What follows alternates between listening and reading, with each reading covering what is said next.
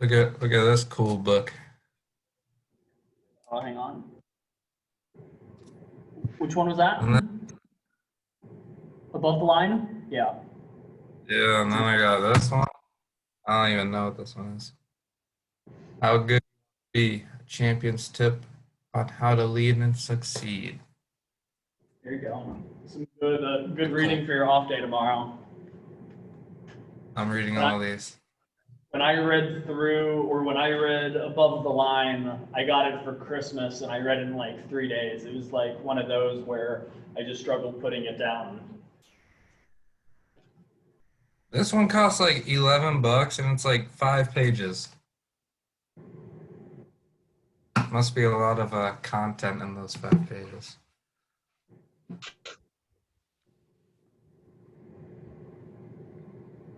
Maybe it's a workbook. I don't think it's a workbook. Learn the principles that Urban Meyer used to build and sustain a championship culture. Easy enough. So let's start going over this. Let's go group 7. Let's talk through some of those individual questions. I have your Google sheet pulled up. Start talking through some of those. What was your first kind of initial impression of the podcast as I was kind of talking through it last week? What were kind of your thoughts, and then how did that line up after reading it? I thought it was pretty interesting, actually. I didn't expect much out of it, but after listening to it, I went and listened to a couple other episodes. I thought it was pretty interesting. Okay, that's good. What within it, somebody else from that group, what kind of stood out to you? What were some of the kind of the big takeaways?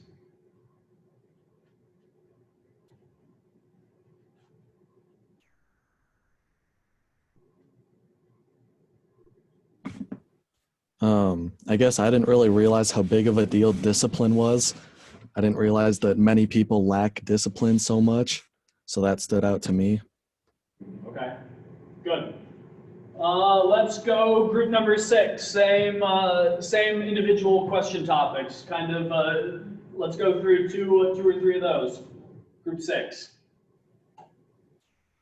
Yeah, we also didn't really go into it with a lot of expectations, but then we listened to it and thought there were many interesting points on that podcast that it's easy to understand, but it's nothing that we really thought about it. Okay. Let's move to group number 5. Let's go through some of the group questions. Let's go through that first one. According to Kight, what must all leaders do? There was kind of 3 things that he talked through. They kind of stood out to me when he was kind of talking through this section. Let's go through that. Group number 5. So we talked about how it was invest the time, work the process, and solve the problem. We thought that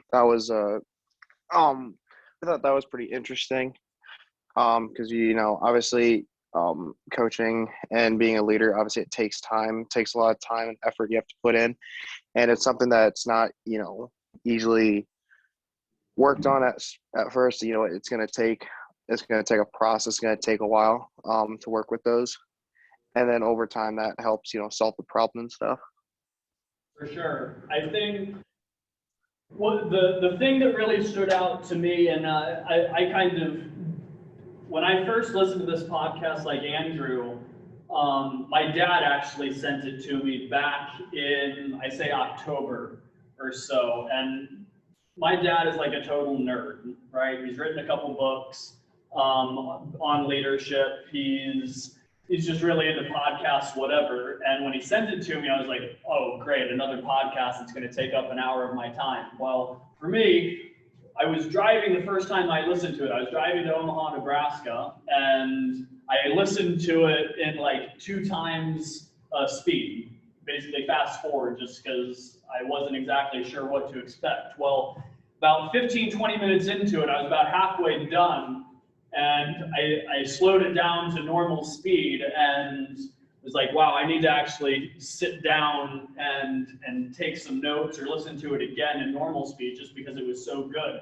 And for me, I think a lot of us, especially you guys as students, and now that for me, my season's approaching. I'm teaching this class. I'm traveling on the weekends recruiting, and trying to get ready for practices and games. It's really, really difficult to kind of slow yourself down and say, hey, some of these things take time. And especially within, building yourself as a leader and gathering experiences, you can't rush that. So I'm glad that was a takeaway. Let's go to group number 4. Discuss discipline versus default. What were some of the things that you discussed within that, and why is that important? Group 4. We talked about how, like in the podcast, he was saying how default over time will always lose, while discipline over time will produce greatness and it will win. And how, like, the talent is common, discipline is rare, and the combination of those two are elite. And how if you have discipline, you just want to always – it's like a choice, and talent is a gift to have. So, I don't know. Yeah, I think very much so. It's always interesting. I'm sure since we have a lot of athletes, and people involved in sports, we can all think of kind of a team that we were a part of that wasn't exactly playing or like living up to the hype. Maybe there was a big group of graduating seniors that graduated. Maybe the expectations were a little bit lower, and maybe you outperformed. But the biggest thing is you really have to be able to, one, invest the time, okay, in order to work on your craft, right? That's especially when you're talking about sports and different things like that. You can't replicate just the repetitions. You can't rush that. You have to fail. You have to succeed. You have to, really, be in the moment in order to really kind of work on those things. And if you have a group of people, 15, 20, 30 people, even if you, transition it into the corporate world, if you have a group of 100 people that are making a conscious decision to be disciplined, okay, that's a tremendously powerful thing. Okay, so I like some of those things that you touched on. Let's go group number 3. Working our way down. Talk about some of the technical skills will rise no higher than behavior skills. Those are kind of the discipline versus default, and this question was kind of all within that same chapter. But let's hear your thoughts, group 3. Yeah, so our group talked about how like talent can only take you so far. And I know in the podcast you said like to maximize your potential, one must have, the drive and the willingness to learn, I guess. And a key takeaway that we kind of jotted down was if you do not have valuable and well-developed behavioral skills, you will not be able to put in the work it would require to become proficient and technical. So we just kind of, we just kind of considered, talent can only take you so far, and discipline is ultimately what takes you to that next level.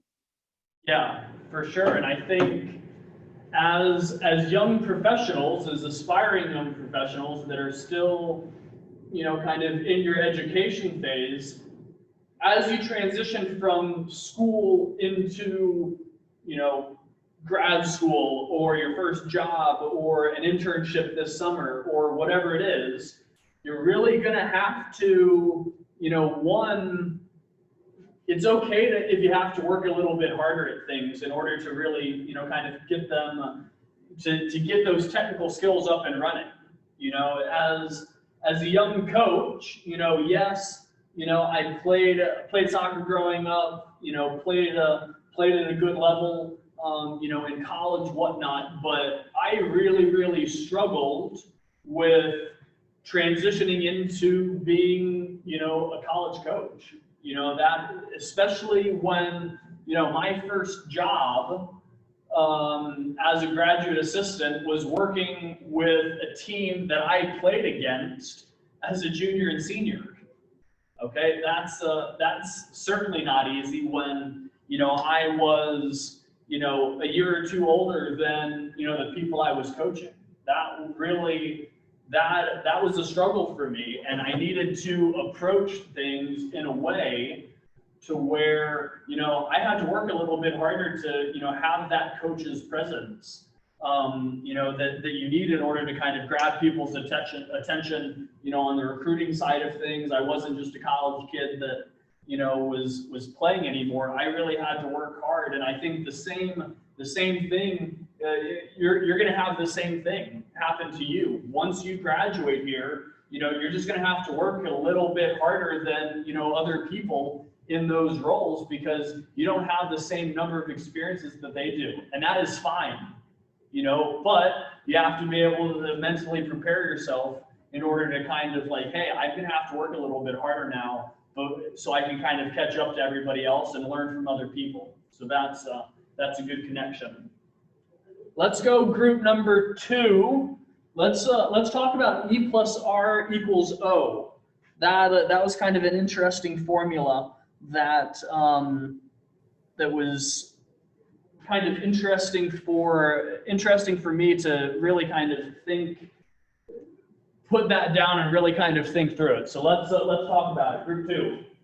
Yeah. So basically, what we got over the E is out of our control, like the event. We can't really control that. And then R is what we can control, our response to the event, and then the outcome. So basically, the way we respond, the better we respond, the better the outcome will be. And success is not about like the events you experience, rather how we choose to respond to those events. Yeah, for sure. I think something else that wasn't necessarily covered in the podcast, but something that I've talked quite a bit with my dad about. So my dad went to West Point. He went to United States Military Academy. He served 25 years as an officer in the Army. And one thing that he constantly has told me throughout my life, and it's kind of ingrained in my head, leadership is a combat multiplier. Okay, what does that mean? Anybody? Leadership is a combat multiplier.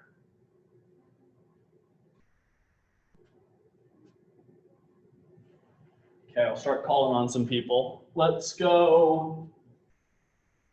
Mr. Nile, what does that mean? Leadership is a combat multiplier. I don't know. It means like that just being a leader means that you can like have a lot of great traits and get you places in life. Just being a leader is a good characteristic to have. Okay, kind of. Mr. Juarez, what about you? Could you repeat the question, please? What does leadership is a combat multiplier? What does that mean? I would say being a good leader and being able to influence the people around you is kind of what considers someone a leader, I'd say. Yeah. So being able to lead others to the right way and encourage others to do the right thing. For sure. I think that's spot on. So when we'll just kind of keep it simple in a military sense, right? When you're downrange and shit's going down, okay, if you're able to, one, portray being calm, if you're able to make sure that you're, going through the things that you were trained to do, okay? If you're going to be able to be organized, people around you are going to be able to feel that, okay? And when the leader of the group, the leader of an organization is calm, portraying confidence, that's going to settle everybody down.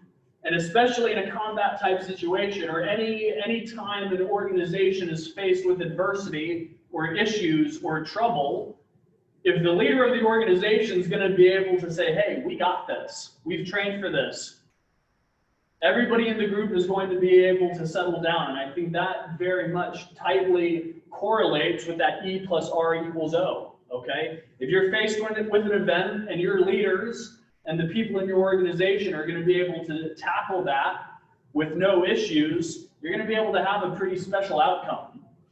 Okay, so well done, Mr. Juarez.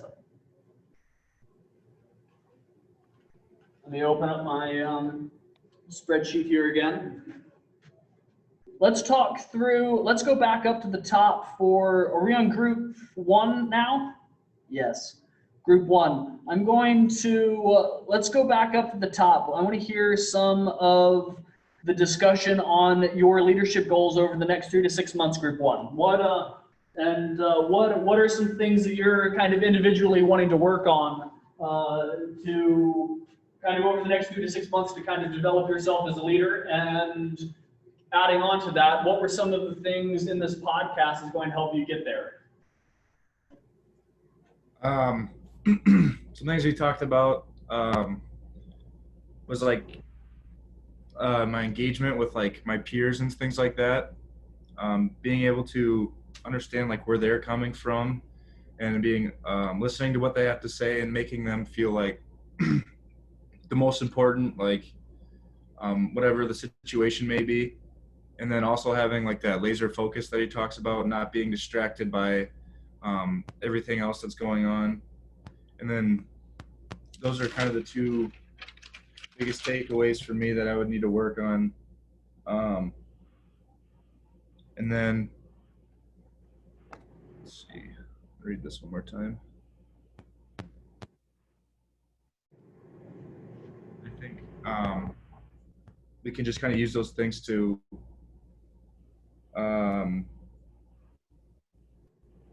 just develop our leadership even more, like especially since a lot of us are on like sports teams, and how we can kind of use that to translate into that and just get better, I guess. Okay, good question. Mr. Lucas, same question. What are some things you're wanting to work on kind of over the next 3 to 6 months? And what kind of was in this podcast that's going to help you achieve those things?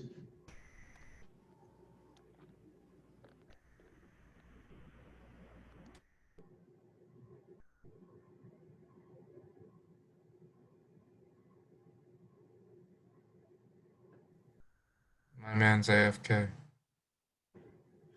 I'll come back to him. Let's go, Hannah. How about You you? or the other one?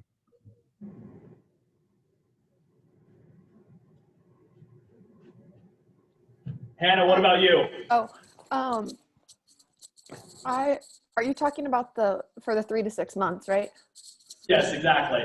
Okay. I kind of said that, like my goals are to just like influence like my team, like people in my group projects, and just like everyone around me, like how he talked about in the podcast about like your behavior and your attitude really sets you apart and like helps you succeed. I think like my goal is just to like keep those around me positive and having the right mindset in order to like achieve the goals that we're like setting out to do. Right, good. I think one of the other things that really kind of stood out to me when I first listened to it, and I think, I'll be honest, I've listened to this podcast about 5-6 times now, just because, one, I think it's interesting, 2, I'm a nerd and I like to take notes. But anyway, the thing that I kind of picked up on kind of the second or third time that I listened to it was how he talked about how he believes that there's a leadership crisis in our country. okay, which I thought was kind of interesting, right? Because he went on to say, we have all of these different, resources, we'll say, that, we have access to. There's a million different books on leadership. We can think of 10 different people, in 5 seconds that we could say, hey, this person's a really good leader. And I think it kind of relates back to just that time factor. People, aren't necessarily super patient, right? We live in a society where, almost anything we want is on our phone, or we have the ability to look it up, right? And because of that, and believe me, I'm like number one on the list when it comes to this. I want things to happen so quickly, but there's some things that, it's got to be organic. It takes time. Okay. So that was something else that kind of jumped out at me, and kind of building off of what Hannah has said there, and then certainly with some of the other people that have responded, and I'll ask the same question to a couple more people. But you don't necessarily have to be in a position of power to be a leader, right? When you're fresh out of the gate into a job, you're going to be working with other people, right? You're going to be working on teams of people to solve problems within your company or within your organization, and just the way that you carry yourself and the way that you interact with others can portray leadership. Okay, so that's something really important to kind of consider. So let's Luca, let's talk with kind of some of your experiences.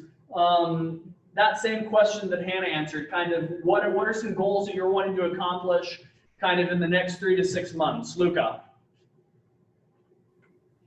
I wrote down to be, I'm working here on campus in the Mensa, and in the springtime they do interviews for student manager position in the Mensa. So I want to do that. And similar to what others said, like overall, like be more engaged with others in whatever group work and everything, just try to like be involved more, become a better like team person overall. Yeah, for sure. Let's go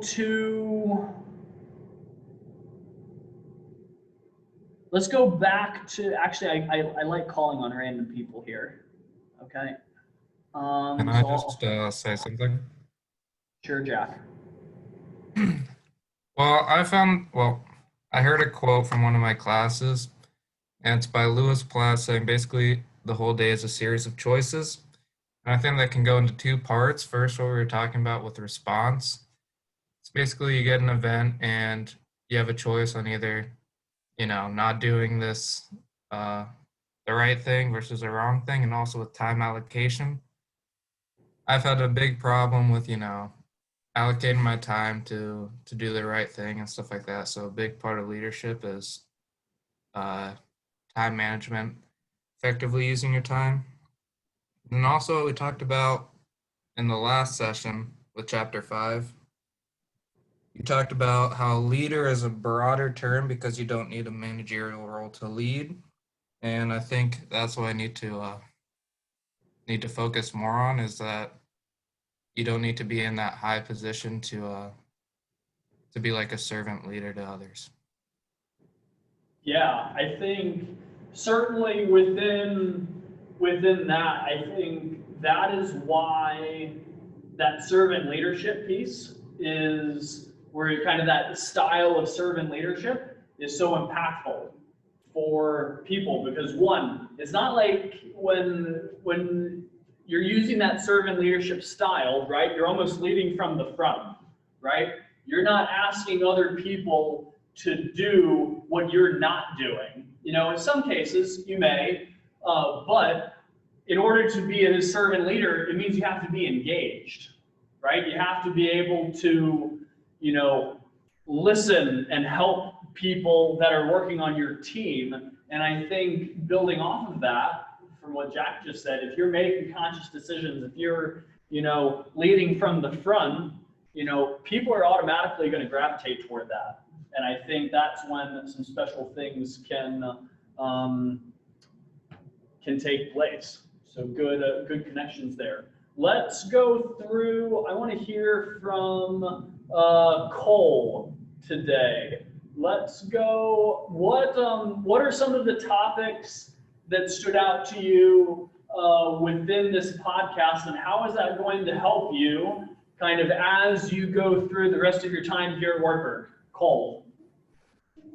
I'd probably say the discipline versus default. I thought that was really interesting because it's something that we don't really think about and how important discipline is for us. And a lot of the times, as young college students, we can get lazy, which can kind of put us down the default path.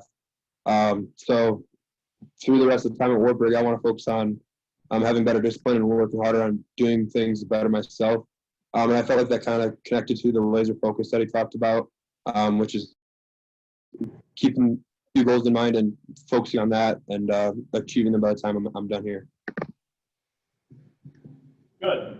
Definitely some good insight there. Let's move on to, I like this. I'm going to, a couple more questions and I'll try and get you out of here on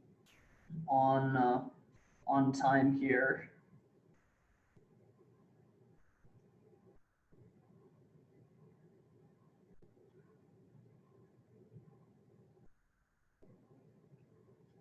Let's go, Brady. What are some things that you're wanting to kind of accomplish here over the next 3 to 6 months, just kind of as a personal development type aspect? I think a big thing for me is like these podcasts and more reading, just to develop more skills on what other people have had success with. Okay. Let's go back to Chris Lucas. Hopefully he's with us now. Chris, what are some goals that you're wanting to accomplish here, kind of as you're winding down with your college experience? Any insight on that, Chris? For me, probably like staying positive, throughout my remaining months here, and also another thing that I took away from the podcast.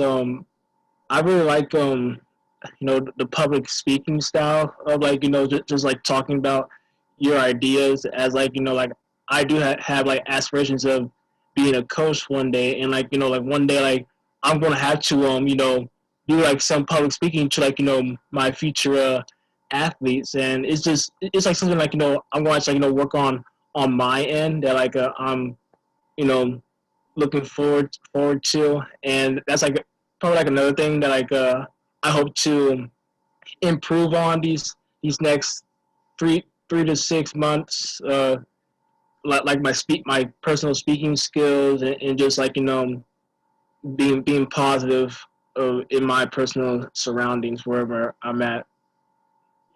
Yeah, and I think the whole personal development aspect of leadership, and the personal aspect of taking that next step, sometimes it's kind of hard to prepare for those types of things, because maybe especially within the job market, things can move quickly, and for the turnaround time from when you submit an application to a interview, it may be, the span of a couple weeks, but it also may be the span of a couple days. But sometimes it can be pretty scary and intimidating to kind of take that next step. But what other choice do you have besides rising up and, really kind of attacking that next phase, right? You're probably never going to be as prepared as you want to be for anything, whether that's an exam, whether that's for a job, whether it's for, a game or something like that. But that's when you really kind of rely on some of those traits that you've been, practicing on, some of those things that you've been working on over time, to where that should give you confidence to be able to attack some of those, bigger, aspirations, like Chris was saying, he wants to kind of work on, some of the public speaking, things like that. Sometimes, obviously practice helps, but then, when you do get into that role, being able to just feel comfortable and confident within that, it really goes a long way. So I'm glad that's been a good kind of learning point for everybody. But okay. Well, I hope once again, I hope you got something out of that podcast. I know I certainly did, and once again, feel free to keep listening to it, take some good notes, anything like that to be able to add things to your toolbox. I think that is the number one biggest thing I want you to have from this class, is just being able to grab bits and parts of each unit, each discussion, each assignment, and add it to your toolbox, because ultimately that's how, the more tools you have in your box, you're going to be able to really accomplish some cool things once you leave Wartburg, whenever that is. Some sooner than later, if this is the second to last semester for you. But some of you still have a year or two left, which is fine. Okay. Well, I will stick around for a little bit. It's only 2:05. Want to get you out of here, but definitely pay attention to not Blackboard, my Wartburg. I posted that assignment online for the reflection. I believe it was 4 or 5 questions. I want you to respond to each of those questions. Okay, it was 4 questions. Make sure you respond to those. I can't exactly remember the due date. I think it's maybe this weekend or early next week. Reference notes, reference the podcast, any other chapters that we've kind of dialogued in. Make sure you use examples as well. Okay. Once again, I'll stick around here for a little bit if you have any individual questions, but definitely enjoy your off day tomorrow. Okay. Everybody's been working really hard. I get it that, it's things are starting to roll here, you get a little bit more stressed, but definitely take some time tomorrow to kind of recharge. Okay. Perfect. Enjoy the rest of your week, and we will see you on Thursday. Is this paper also the 3-4 pages you've been expecting so far? No, this is going to be similar to that first exam, where a couple paragraphs for each response. So in terms of there isn't necessarily a limit on how many pages you can write, but definitely make sure you're kind of going through and answering the questions fully using good examples like that. All right. Thank you. Have a good day. Yep, you too, Daniel.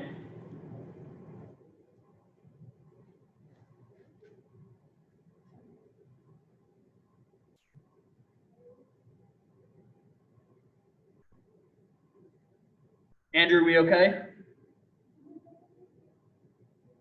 Oh, you're muted.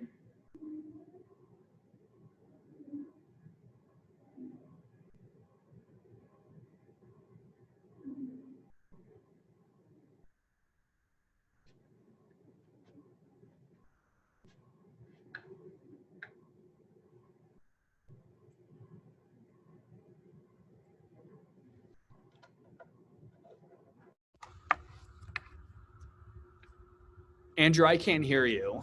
You're muted.